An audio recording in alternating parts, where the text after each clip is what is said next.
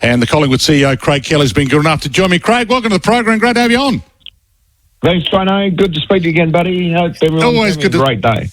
Absolutely, we're having a good day. What kind of target are you after, membership-wise? My friend, we want to keep growing and getting better, so we're always looking at increasing our membership number, but most importantly, what we need to be doing, mate, is make sure we look after our members and make sure they've got the right. We listen to them and we're getting back to them, and we're keep improving, getting a better job done on how we manage what is a difficult time for them, because things are a bit tight out there. But also, mate, it's tough at the MCG getting enough seats. So we've got a bit of work to do with the MCG, AFL, and some of the clubs. We just need to be looking after them better, mate. There's some work to be done on that the old Shane Warne stand, and making sure that we keep being the best stadium for our supporters and our fans and our members. So, mate, that's a difficult part of the job at the moment with so many members. So what's your plan to do it? Because if you get 130,000 members, you're not going to fit them into a stadium where, what do you get for a home game? How many seats do you get, or how many tickets are you allowed to get in for a home game? Yeah, it's really good. I mean, when we moved from Victoria Park, people the last couple of years remember we had to renegotiate that deal, and we didn't get quite what we wanted, but we got a result that worked for the MCC and MCG and other clubs. But at the end of the day, what we need to do, in an ideal world, Dwayne, we'd have 15,000, 20,000 seats that are ours for home and away, same seats, and the opposition club would have the other end of the ground. Now, the reality is there's not enough seats in the stadium, because you've also got the MCC members, and then you've got AFL membership, which is something that we need to discuss as an industry, how we're all working together better, because at the moment we sort of compete against each other, yet someone ticks a Collingwood box and they say they're a Collingwood supporter of the MCC, and mate, the reality is they get a better seat than some of our other members do. So there's a bit of work to be done for a long-term play here, working with the ticket agencies, because they're crucial. We have some good experiences, but we've had some pretty average ones as well. So we need to, as an industry, actually get on our skates and think about what this looks like, because what we also got to make sure we do as a country is make sure that the MCG stays as the premier world-class stadium it should be. And at the moment, it'll be dropping behind if we don't keep investing in it. And that's up to us and government and AFL and all of us to get organised. Because if you go to the Optus Oval in Perth, Dwayne, you've been there. Anyone who has that experience, that's unbelievable stadium now. It's world class. Even what they're doing with Marvel, I mean, that's fair way better than it was 12 months ago. So, as an industry, we've got to look after our people who want to go to the game, men and women and kids, and we've just got to go again on that. We were part of that right at the start when we moved from Victoria Park, like I said. So the Collingwood Footy Club and its 19th Army drives a lot of the economics of this, and we've got to be looked after, but we're also got to be part of the solution, helping the solution as a club, and our board are totally committed to doing that as well. Can you see a time in your time on the earth where the MCG ends up being 120,000 or bigger capacity? Right. From our point of view, it'd be great, 110, 120. I'd love everyone out there home, competing club members at grand final, be able to have 25,000 seats each. So 25 for each competing teams. You have 25, 30,000 MCC members. Then you have some corporates and everything coming as well. I mean, there'll be some grand finals where, obviously, depending on the teams, you won't need all those seats. But the reality is, the whole industry has had uplift in its membership.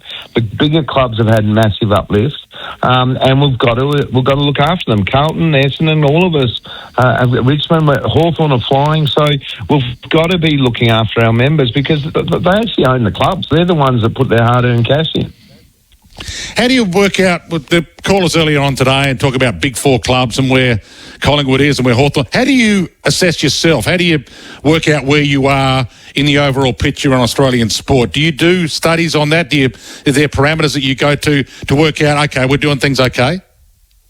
Mate, it's a really good question, because I'd like people to think, and I think the language that our amazing coach uses, and our previous president, Jeff Brown, used, and our new president's absolute beauty with Barry and the board, it's language where we want to grow. We certainly want to connect with our people, which are our fans and our members. We've got a lot out there. So a connection is not just going to be through a reserve seat. How do we connect through our digital platform? How do we let people have an inner experience with our inner sanctum? And being like a Netflix of Collingwood, how do you log on to that? What do you get?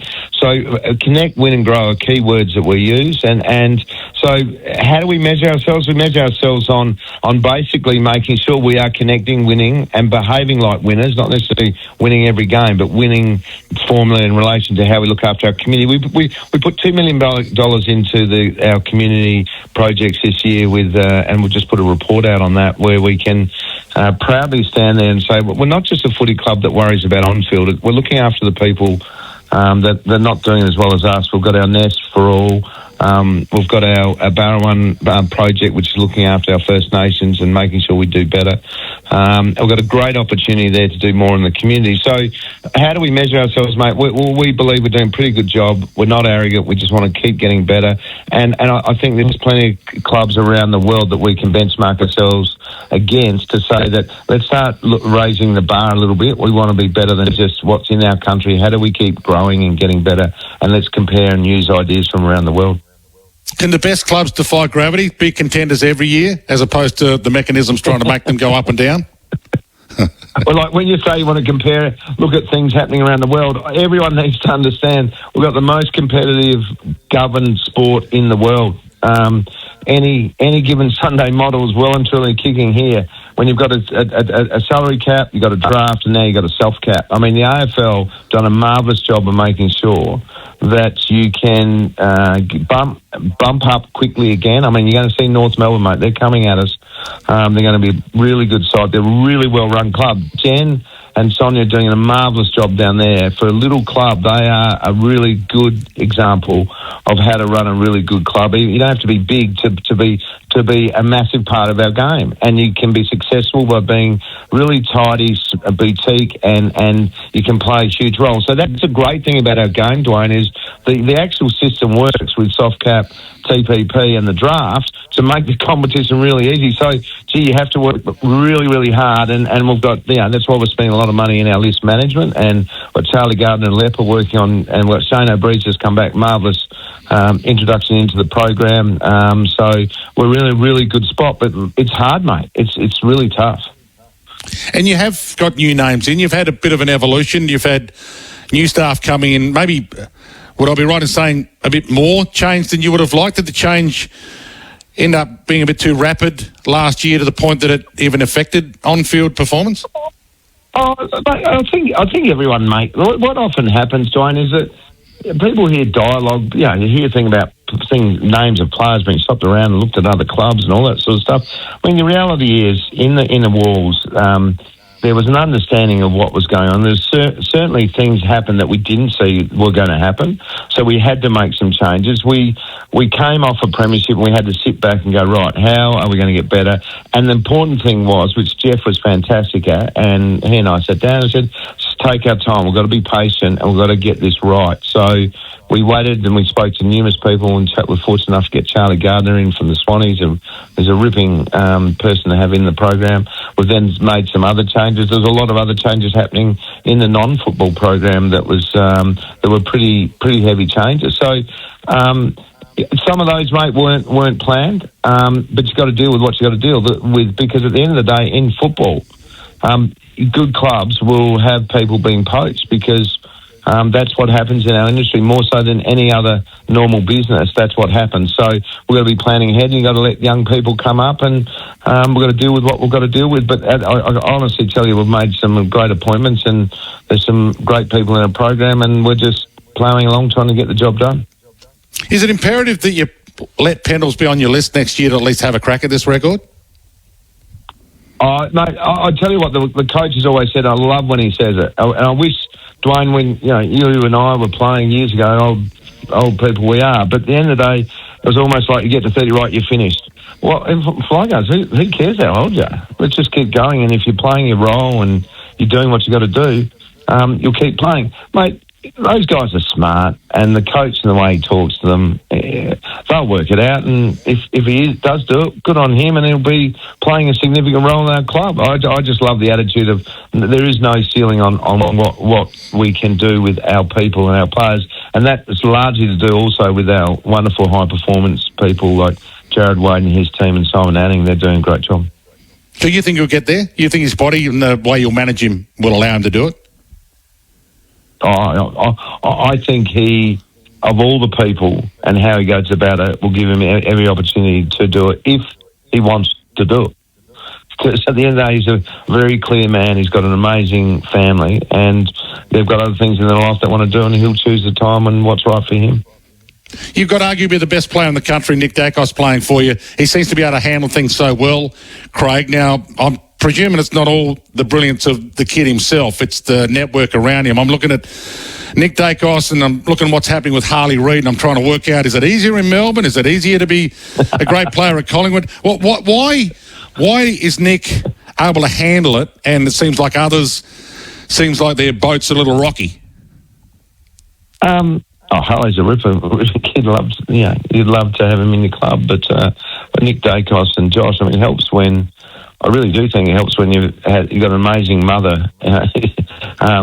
She more so than Dad. I love Dad. He's a great mate, but they're an amazing family. And when you think about it, just because of the Dacos name, and Dakes they've been dealing with this from day dot.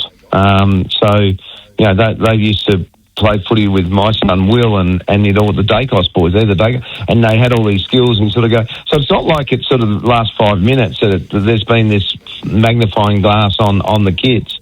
But then they've got amazing leaders around them when they can sit there with Darcy Moore or Stu Sidebottom or Crispy or you've got Jeremy Howe. Like, you got guys. It's just and then you got a really sensible coach and program that he's just being himself and he's having fun. And what I love about both of them is they just want success. They don't want to stop still. They want to keep getting better. You got to input into what the concession should be for Tassie. You thought about that? Do you want to have a large input? I'm not that smart, mate. I can't get involved in that. Mate, I honestly think I really all I'd say, firstly, really clearly, the industry signed off on a deal that had a stadium with a roof, and we all agreed on that. So firstly, that must be on time and on budget, okay? Because if you're going to move people down there and encourage people to go to Tasmania, you're going to have that absolutely ready to go. Next thing is we have now done new clubs across the last 10, 15 years. So if we haven't learnt from the mistakes we made or the good things we did from GWS into the Gold Coast and put those in place now to make sure this works for the industry, then we've got the wrong people running the joint. So I am really confident that the sensible people who've been here before and have done it have learnt, and we're going to get a good result, because at the end of the day, it creates opportunities for our players. It gives a whole heap of players, coaches, the industry gets another opportunity to have more people working in it. So look at that as an opportunity, but also as a result of that, some players will move from some clubs. And you hope Braden Maynard doesn't leave yours. Last question, you got to fix him up this afternoon. He sounded a little like you needed some love. Oh, he's got love, mate. He's one of the most loved and most important players for our club. He's just a really, when you have guys, Dwayne, that, you've been in clubs, lands where they're really, really solid, amazing players, but they've got all this other stuff. So he is such a much loved person. What everyone needs to understand, and what's changed in the industry, players talking to other clubs when they're a free agent, hey guys, it's all okay, it's fine. If a club comes at Brian, we do our very best, whatever we can do to get in front of him and do our very best with Tommy Batoro and Bruzzy to show him our love and what we can do financially, managing our TPP. But if someone desperately wants him and wants to pay him a heap more for a longer period of time, everyone should be going, he's good luck, mate, if that opportunity is there. We'd love you to be here. We want you to be here.